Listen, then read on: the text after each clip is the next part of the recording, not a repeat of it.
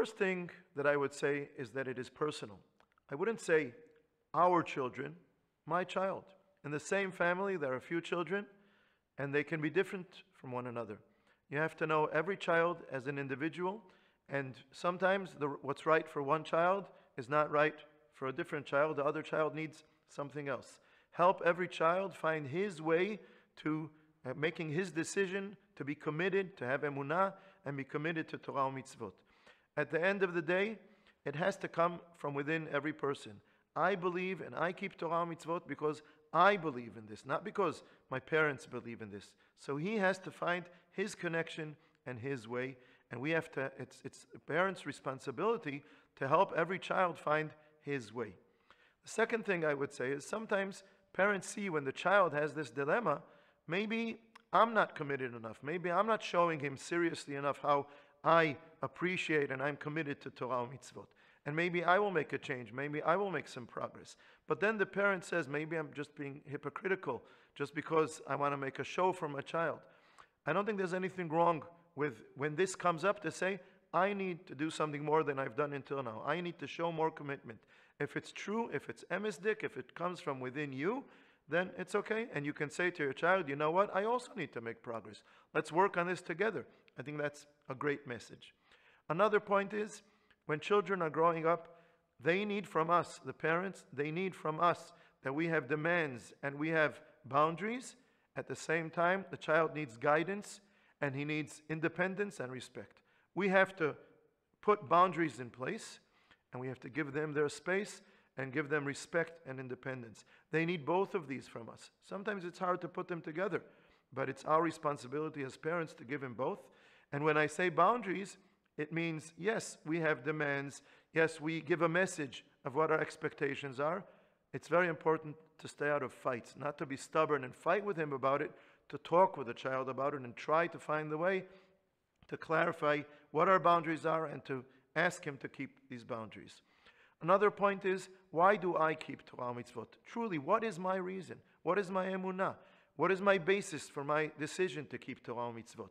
Discuss that with the child. Show him that. Show him that I'm serious, where I have to give up on something, where I pay a price for my commitment to Torah mitzvot, so he sees that I'm serious about it, that I devote time and effort into this, and I love it, and it's important to me.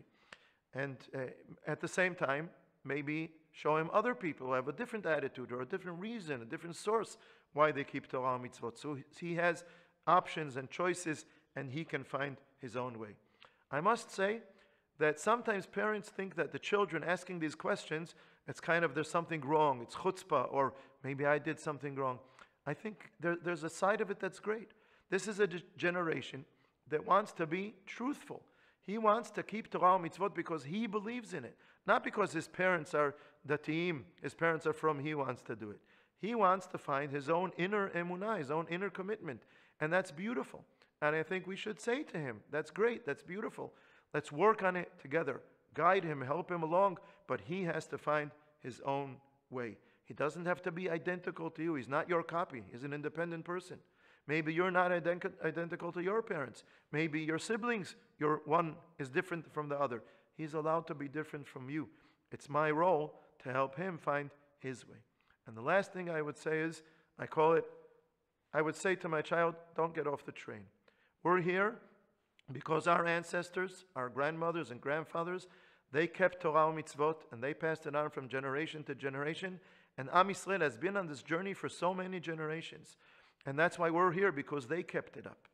And what about the next generations? Of course you have freedom of choice.